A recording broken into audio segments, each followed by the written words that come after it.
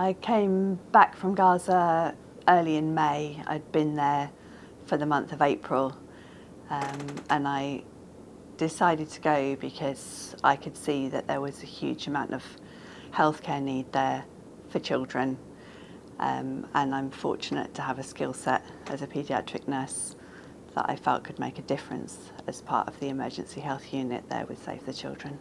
Getting there is quite a challenge on its own. You have to. We flew in through Cairo, and then we went as part of a convoy with the UN. So there were multiple vehicles in that convoy. It took us the best part of a day to get there. So we had to cross the Sinai. There's multiple checkpoints there, each of which is armed, and you have to provide all your documentation and so on. And then when you get to the Rafah crossing, it's like nothing else on earth. It's just the bureaucracy and the waiting in various different holding areas and picking up your multiple bags, and yeah, it's a whole faff to get across that border. And then there's kind of two areas. There's the Egyptian side, which you think you kind of made it. You've waited maybe 3 or 4 hours at the Egyptian side.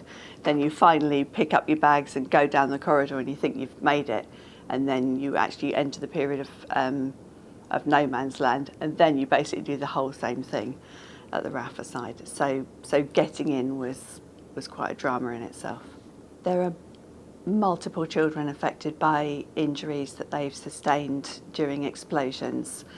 So we saw children with limb amputations, shattered limbs. Some children had lost more than one limb. Multiple children had spinal injuries or pelvic injuries, which meant that they were unable to walk and may always be unable to walk. In addition to that, there are multiple children, thousands, affected by all of the problems that are associated with living in poor hygiene conditions and overcrowded areas. So there are children who are suffering from hepatitis A, for example, other vomiting and diarrhea bugs, children who are malnourished, and then there's all the normal illnesses of childhood, which are much more difficult to treat at the moment under these circumstances. And then there's a group of children who have complex healthcare needs that require ongoing healthcare. And because the whole system's broken down at the moment, they're not receiving the healthcare that they need or the medications that they urgently need at the moment either. In terms of logistics and just getting hold of the stuff that we need, it was incredibly challenging. In the hospital that I was working in, one of the particular things that we needed was pain relief for children. These are children that have got life-changing injuries, and often they're in agony. They need strong pain relief. And the only pain relief that we had while I was there was paracetamol and ibuprofen. So you might take that if you've got a headache. You might take that a couple of times a week. And these are children that have had their limbs blown off. And what we've got to offer them is paracetamol and ibuprofen, because all of the supply chains have broken down, and it's really difficult to get hold of anything stronger than that. This war has had a devastating effect on children's mental health. The psychological distress is beyond anything that I've ever seen before. So I saw children, for example, one young lady who had lost one of her limbs in an explosion. She couldn't look at her lower body because she found it so distressing. She couldn't touch it.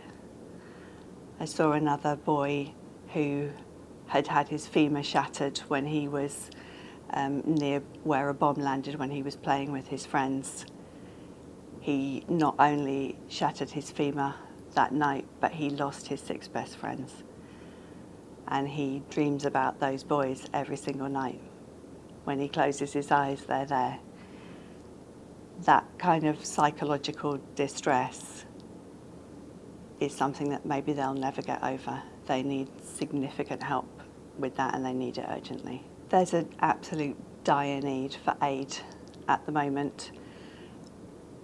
the things that I saw there showed me that there's a huge need for aid, both in terms of healthcare, and with the emergency health unit, we were doing everything that we could to provide for children's healthcare needs, but also just the general living situation. That the living conditions are absolutely dire. These are children who are living in under canvas or tarpaulin, or sometimes under just pieces of fabric. They haven't got access to somewhere safe to live or sleep. They don't have access to running water for most of the day. It's difficult for them to go to the toilet in a safe way because there's just not enough in the way of that infrastructure. So the need for aid is like nothing I've ever seen before. Some of the things that I saw in terms of injuries and just the whole way that people were living was deeply impactful on me and my colleagues.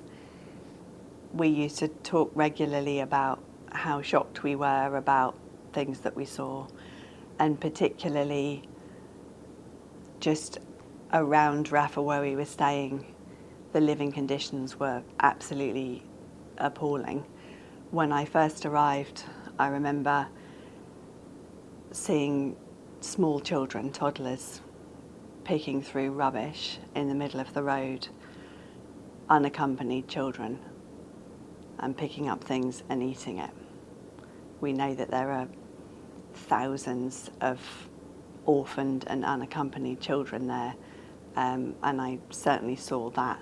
So both as a nurse and as a mum, that was incredibly difficult to see. And I know that many of my colleagues were also affected by similar things and the injuries that they saw. These are children that have got multiple injuries, who've lost limbs, who've had shrapnel injuries, and also children that are suffering injuries like significant burns just because their living conditions are so poor and they're having to cook over open flames and so on. It's difficult to compute that that's happening to children. I'd love to go back. There's so much work to be done there. Clearly it's a big ask for my family, me being there, because that's constant worry for them, and the reality is it's not safe. There's nowhere that's safe in Gaza. But having said that, I know that there's work to be done, and if I can go back, I will.